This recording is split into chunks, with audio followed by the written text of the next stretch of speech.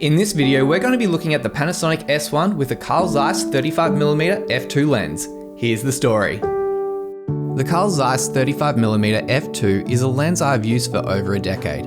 In fact, for a few years, it was the only lens I was using on a Micro Four Thirds and Super 35 camera. I love the look this lens gives, and using a 35mm focal length on those sensor sizes gave me the results I wanted for the projects I was working on at the time. Today, we're using it on a full frame camera, and I'm expecting great results. Please keep in mind that this lens is full manual, so no autofocus will be used in this video. It's all manual. And we start the footage off with a wide shot showing a path and what the sun looks like. Another wide shot here, and for the keen observer, you can see that the moon is still out. How do you explain that, flat earthers?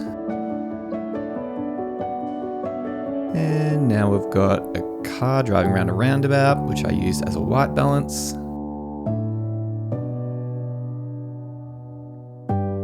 And some more exciting shots of cars.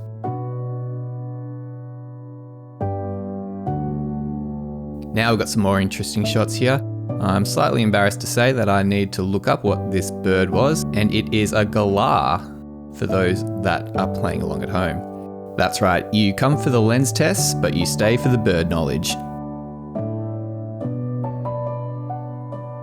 And we've got a wide shot here with the focus on the man across the river, showing off that depth of field. And we've got a couple of birds over there walking around like they own the place. Now we've got a handheld shot, just to show off what the Panasonic S1 can do with inbuilt image stabilization and a 35mm focal length. Some of it's a little bit rough, but you get the idea. Another wide shot.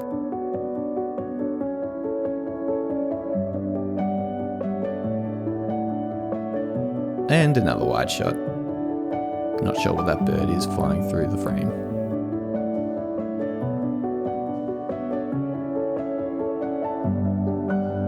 And another wide shot.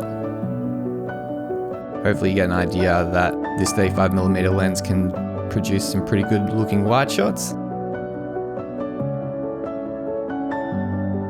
And now we've got my feathered friends, the duck. And you can see a little bit of a lens flare.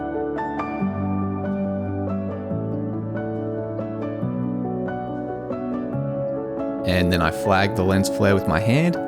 And now we've got a more usable image, depending on your artistic choice.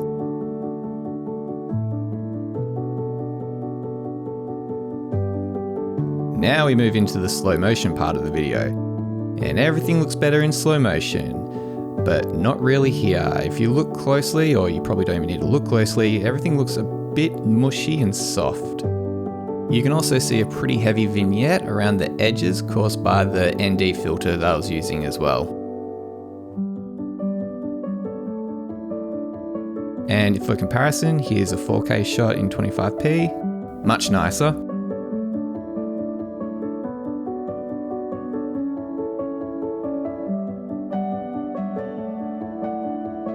And here's another shot in slow motion, 125 frames per second, and the runner should have been in focus there, but it looks mushy.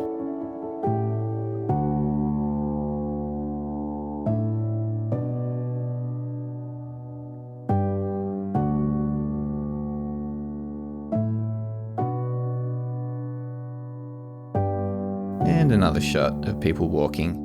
This isn't shot in vlog, this is shot with the natural photo style.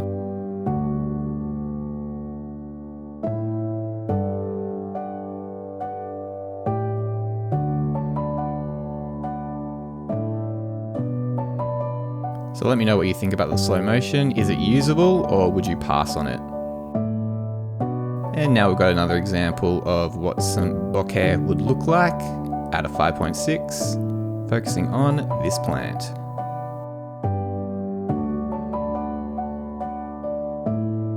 If you found this video helpful, please give it a like, and if you haven't already, please consider subscribing to this channel for more videos on video creation.